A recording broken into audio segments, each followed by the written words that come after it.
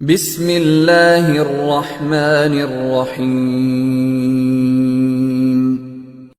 والذين لا يدعون مع الله إلها آخر ولا يقتلون النفس التي حرم الله إلا بالحق ولا يزنون ومن يفعل ذلك يلقى أثاما يضاعف له العذاب يوم القيامة ويخلد فيه مهانا. A'udhu billahi minash shaitanir rajim. Bismillahir Rahmanir Rahim. We are continuing with the qualities of Ibadur Rahman, servants of the Most Merciful. اب ہم آیت نمبر 68 پر ہیں، جس میں رب تعالیٰ 3 بڑے گناہوں کا ذکر کر رہے ہیں کہ عباد الرحمن جو ہیں وہ ان 3 گناہوں سے بچتے ہیں. وَالَّذِينَ لَا يَدْعُونَ مَعَ اللَّهِ إِلَٰهًا آخَرَ، اور یہ وہ لوگ ہیں جو اللہ سبحانہ و تعالیٰ کے علاوہ کسی کو پکارا نہیں کرتے، کسی کو الہ نہیں بناتے، کسی اور کی عبادت نہیں کرتے. who do not invoke any God besides Allah سبحانہ و تعالیٰ. تو پہلی چیز ہم دیکھ رہے ہیں کہ شرک سے، شرک کی نفی اور توحید، اس کا ذکر آیا ہے اس آیت میں. دوسرا وَلَا يَقْتُلُونَ النَّفْسَ الَّتِي حَرَّمَ اللَّهُ إِلَّا بِالْحَقِّ، اور نہیں وہ قتل کرتے کسی جان کو وہ جو حرام کی اللہ نے، مگر یہ کہ حق کے ساتھ. سو بیسکلی کہا جا رہا ہے کہ مرڈر نہیں کرتے، قتل نہیں کرتے، مگر یہ کہ حق کے ساتھ. تو حق کے ساتھ میں کون سی چیزیں شامل ہو جاتی ہیں؟ جہاد فی سبیل اللہ بھی ہم نے ڈیٹیل میں ڈسکس کیا تھا. تو اس راہ میں اگر اپنی پروٹیکشن کے لیے یا دین کو پھیلانے کے لیے یا دوسرے مقاصد کے لیے، not for the self but for a bigger purpose، یا یہ ہے کہ قصاص ہے، جس میں کسی نہ کسی کو مرڈر کیا ہے تو اس کی سزا اسے دی جا رہی ہے، تو ان کیسز میں اجازت ہے، یا جو کچھ ریئر کیسز اللہ تعالیٰ نے ہمیں اسلامک لاز یا جورسپروڈنس میں بتائیں وہ بالحق ہیں. اس کے علاوہ کسی کی جان لینا ظاہر میجر سینس میں سے ہے. وَلَا يَزْنُونَ، اور وہ زنا نہیں کیا کرتے. تو اڈلٹری کی یہاں پر بات کی گئی ہے. ایز یو آر سیئنگ 3 بڑے گناہ بتائے جا رہے ہیں. یہ حدیث میرے سامنے ہے. عبداللہ ابن مسعود رضی اللہ تعالیٰ عنہ کہتے ہیں کہ رسول اللہ صلی اللہ علیہ وسلم سے پوچھا گیا کہ کون سا گناہ سب سے بڑا ہے یا سب سے زیادہ سیریس ہے. پروفیٹ صلی اللہ علیہ وسلم said ان تجعل للہ ندا وہو خلقک، کہ تم اللہ کے ساتھ کسی کو شریک ٹھہراؤ جبکہ اس نے تمہیں تخلیق کیا. پھر ان سے پوچھا گیا کہ اس کے بعد پروفیٹ صلی اللہ علیہ وسلم نے فرمایا ان تقتل ولدک خشیۃ ان یطعم معک، that you kill your child for fear that he may eat with you. تو اس میں اس زمانے میں تو لڑکیوں کو جیسے زندہ درگور کر دیا جاتا تھا. آج کے دور میں ابارشنز ظاہر ہے اس میں شامل ہو جاتی ہیں، پرٹیکولرلی فرسٹ ٹرائمیسٹر کے بعد.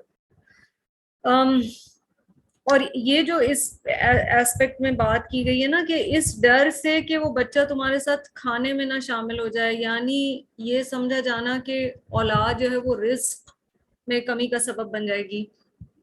That's a huge problem.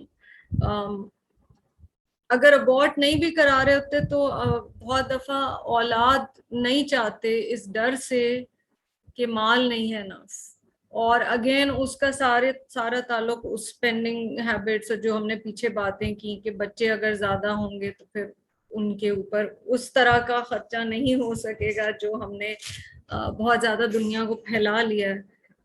تو اس لحاظ سے بھی سوچنا چاہیے کہ یہ حدیث ہمیں کیا کہہ رہی ہے. تیسری چیز نبی صلی اللہ علیہ وسلم سے جب پوچھی گئی تو آپ صلی اللہ علیہ وسلم نے فرمایا ان تزانی حلیلۃ جارک، کہ تم زنا کرو اپنے پڑوسی کی بیوی کے ساتھ. سو زنا ان اٹ سیلف ایک بہت بڑا گناہ ہے, بٹ پھر وہ کلوزر ریلیشن شپس میں اور زیادہ پرابلمٹک ہو جاتا ہے.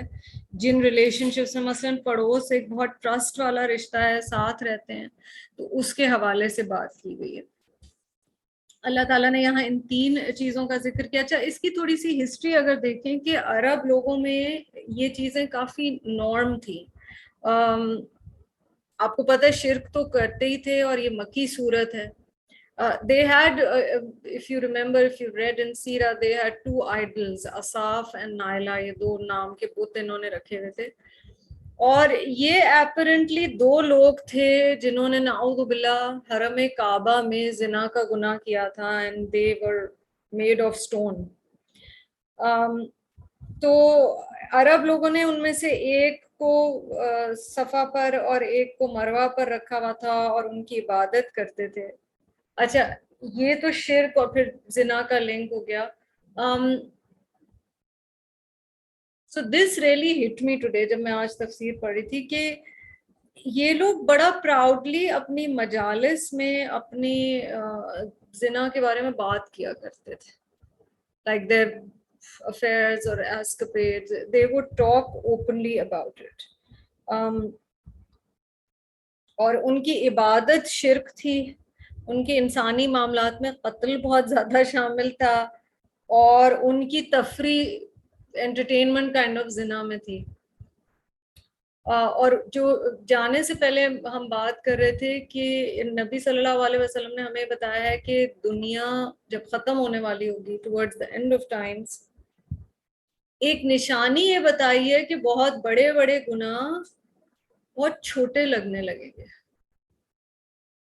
تو کئی دفعہ شکر الحمدللہ ہم نہیں اگر کر رہے ہوتے کوئی چیز, پر کیا جب ہم کسی کا سنتے ہیں تو وہ ہمیں چیز بڑی لگتی ہے؟ کیا ہمیں وہ گناہ بڑا لگتا ہے؟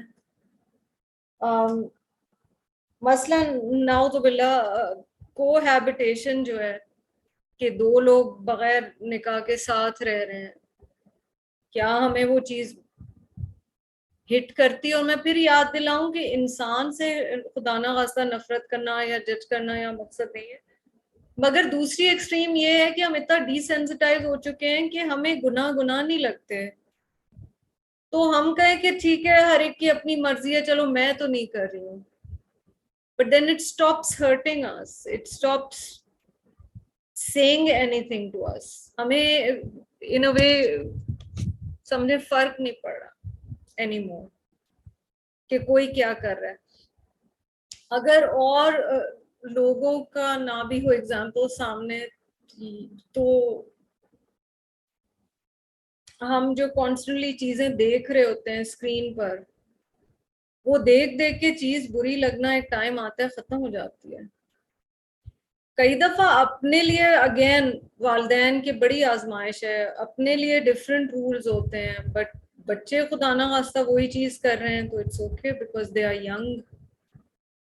So these are things that we have to consider. اچھا, جو آپ کو یاد ہو ضرور ری وزٹ کیجیے گا جو لوگ ریگولر اسٹوڈنٹس ہیں. الحمدللہ کچھ عرصہ پہلے آپ کو کروائے گئے تھے ایک لسٹ کہ آپ کبیرہ گناہوں کی ایک لسٹ بنائیں اپنی, اور آپ لوگوں نے الحمدللہ بنائی تھی. So do revisit that کہ کبائر 3 کبائر سے یہاں پر بتایا جا رہا ہے, اور پیچھے کا لنک دیکھیے, عبادت ہے, خرچنے میں بیلنس ہے, اللہ سے تعلق ہے, جہنم سے معافی اور نجات کے لیے وہ دعائیں کرتے ہیں, قیام اللیل کرتے ہیں, ہیوملٹی ہے. یہ ساری کوالٹیز ہیں, اور یہ ساری کوالٹیز مدد کر رہی ہیں کس چیز میں؟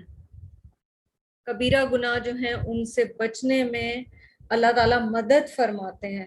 اللہ تعالیٰ فرما رہے وَمَن يَفْعَلْ ذَلِكَ, اور جو کوئی یہ کرے گا, يَلْقَ أَثَامًا, اس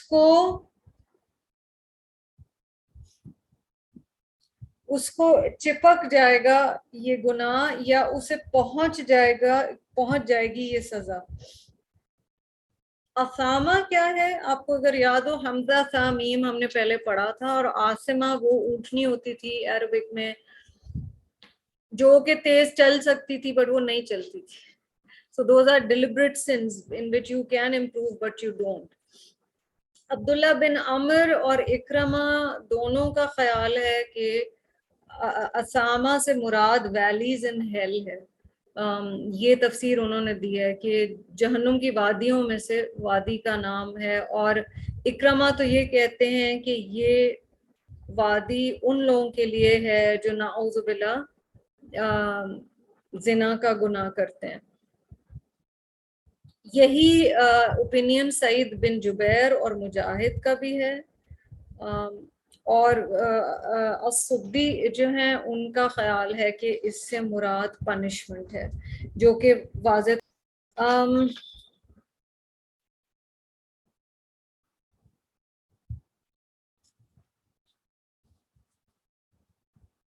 اللہ تعالیٰ فرما رہے ہیں یضاعف لہ العذاب یوم القیامہ، ڈبل کر دیا جائے گا اس کے لیے عذاب قیامت کے دن، دگنا کر دیا جائے گا. وَيَخْلُدْ فِيهِ مُهَانًا، اور اس میں وہ ہمیشہ ہمیشہ ڈسگریس کے ساتھ رہے گا. اتنی سخت آیات ہیں کہ پڑھنا بھی مشکل ہوتا ہے، پڑھانا بھی. اللہ تعالیٰ اس سے محفوظ فرمائے. اللہ تعالیٰ کہہ رہے ہیں کہ ایک تو گناہ اتنے سیویئر ہیں اور پھر ان کی پنشمنٹ بھی ڈبل ہوگی، کیونکہ اس شخص نے جانتے بوجھتے یہ گناہ کیے ہیں. Because the word Osama is also telling us that these are deliberate sins. اور ظاہر ہے یہ bigger sins کی کیٹیگری میں تینوں چیزیں آ رہی ہیں. تو دنیا میں تو جو اسے ملے گا، کیونکہ دنیا میں بھی انسان اپنے گناہوں کے کچھ کانسیکوینسز برداشت کر رہا ہوتا ہے، چاہے وہ سکون کی کمی ہو چاہے کوئی اور چیز ہو. لیکن آخرت میں تو ڈبل ہے، کیونکہ آخرت میں ہمیں پتہ ہے کہ ہر چیز ہمیں بتائی گئی ہے کہ ڈبل ہے. وَيَخْلُدْ، اور وہ اس میں ہمیشہ رہے گا. یخلد خالد سے خلد سے ہے کہ اس میں ہمیشہ رہنے والا ہے. اللہ تعالیٰ فرما رہے ہیں محانہ، ڈسگریس ہو کر. اس کی پنشمنٹ ہمیشہ کی ہوگی، اس کی بے عزتی ہمیشہ کی ہوگی.